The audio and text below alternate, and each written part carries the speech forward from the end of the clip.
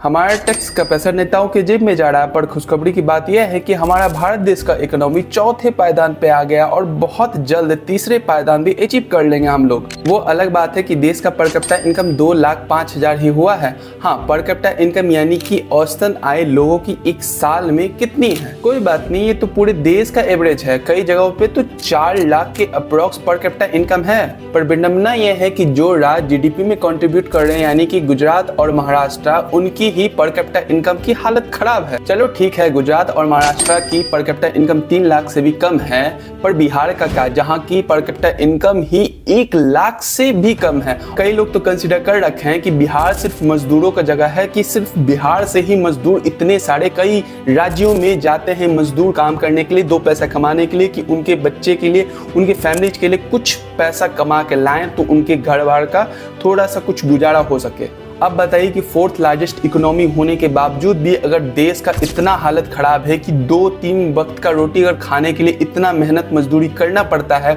उस देश के राज्य को इतना जलील होना पड़ता है कि उसे मजदूरों का राज्य कहा जाता है, तो क्या ये डेवलपमेंट है?